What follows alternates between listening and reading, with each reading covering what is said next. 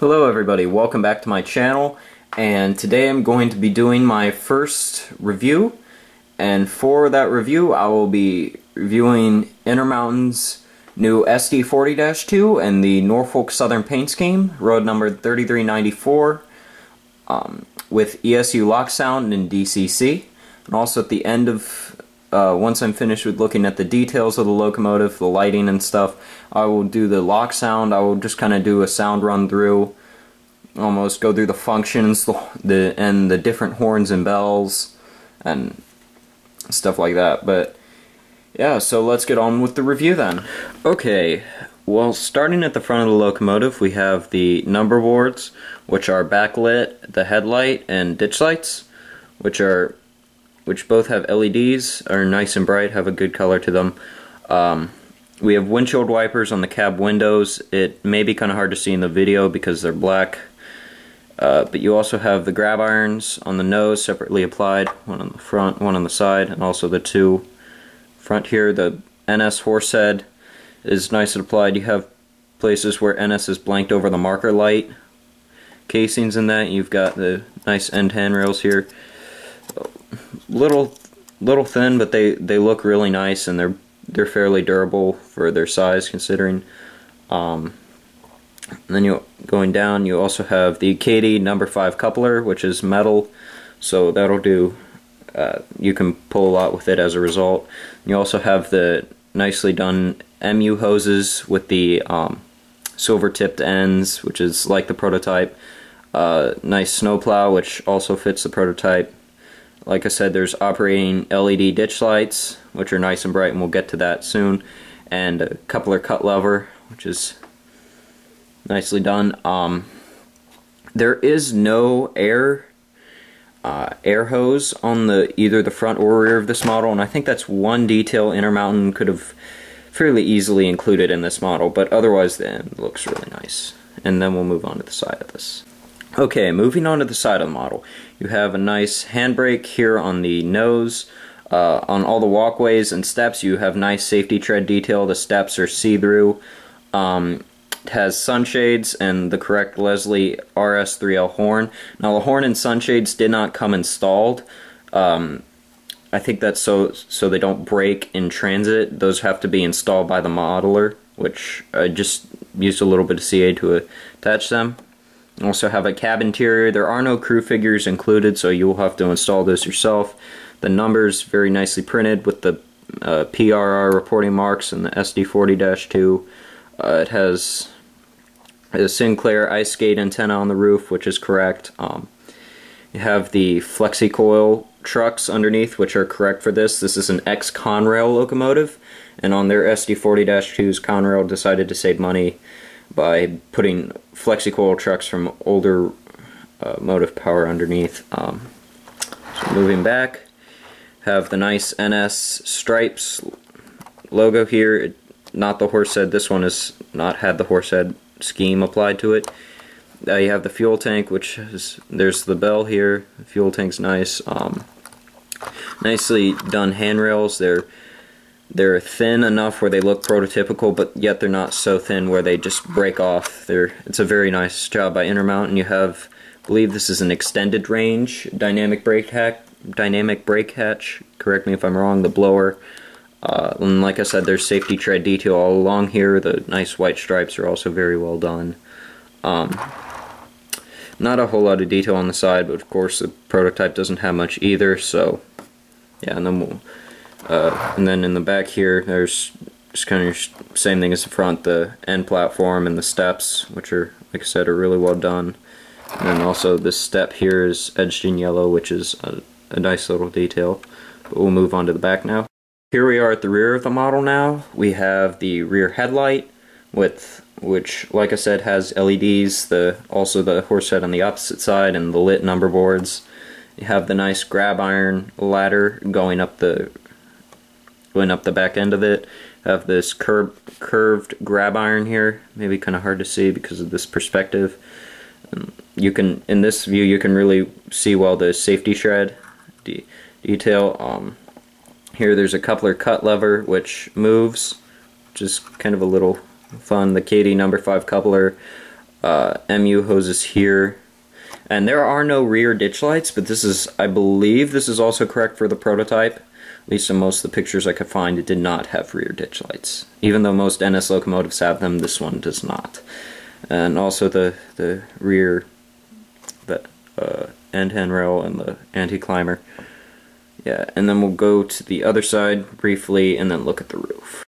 Here's the other side. It's other side of the model. It's pretty similar to the other side, the flexi-coil shocks, though it does have the water sight glass here, because that's part of what makes it an SD40-2. It's good.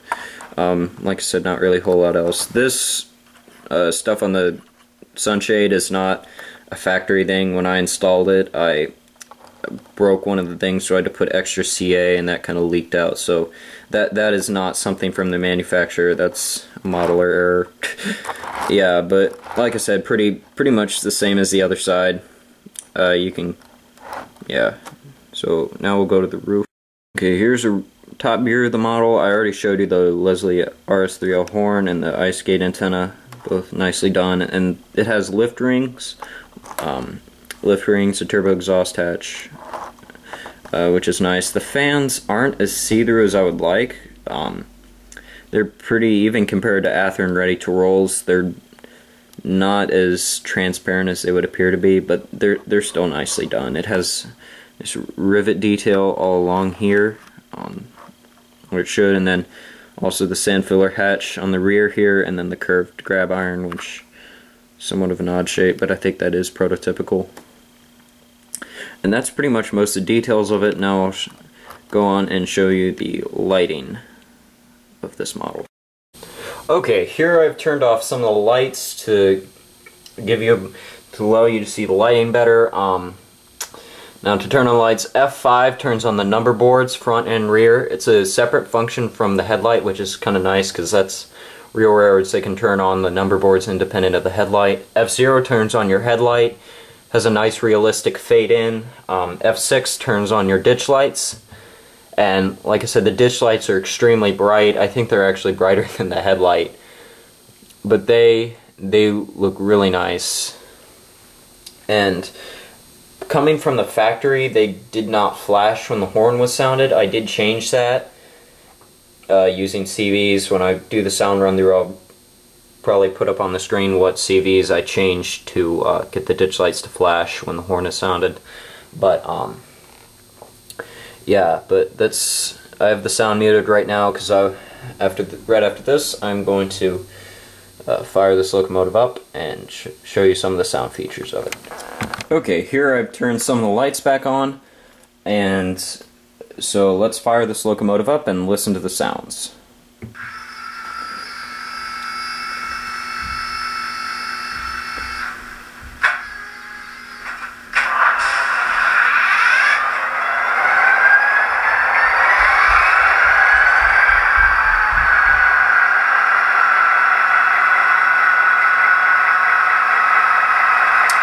Okay, and for those of you who just heard, that was the startup sequence. I think it sounds really nice. ESU did a good job with this locomotive. Putting that on. Here's the bell.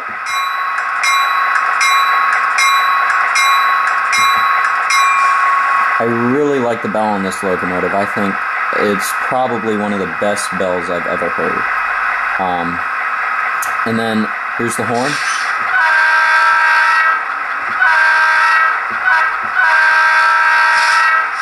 Now keep in mind that this horn is not the default horn. This is not the Leslie RS3L sound file. This is the Leslie S3L. Now, you may say that it does have the Leslie RS3L horn, but I don't like ESU's RS3L horn as much. I may change it. I don't know. I'll have to watch a few videos of the prototype and see how that horn sounds and see which one is closer. But this is what I have for now. F3 is the coupler. That's a coupling, and then here's the air hoses pulling apart. F4 is your dynamic brake that really only works if you're in motion. Like I told you, F5 turns on the number boards, and F6 does the ditch lights. F7 is the dimmer for the headlight. It doesn't really dim it all that much. It's kind of hard to see even. Yeah, it's not that visible. F8 does a shutdown sequence, so I'll do soon. F9 and F10 are manual notching. I'll skip over those for now. F11 is the air compressor.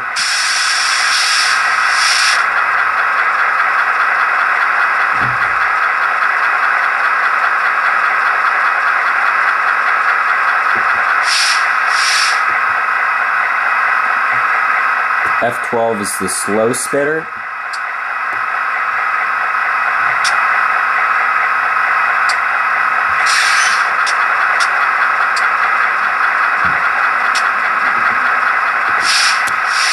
F13 is the switching mode, which when you're in switching mode it decreases the speed output, so it has better slow speed operation, which is good for most switching things. Function 14 is the sanding valve.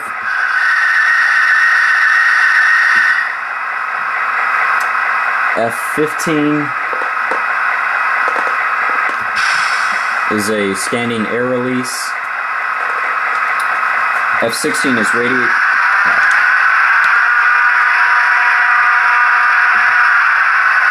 So you heard F16 is the radiator fans. It's not the dynamic brake.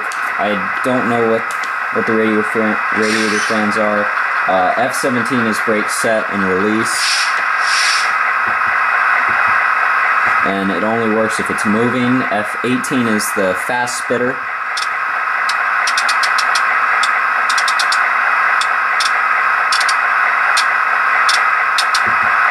F19 just shuts the auto spitters on shutdown off. I'm going to leave that on for now. F20 is the handbrake.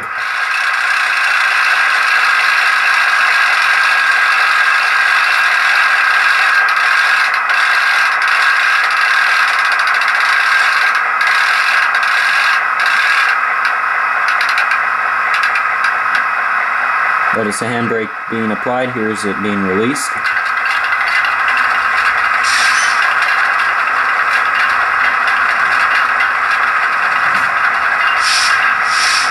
Here is F21 is the ratchet brake.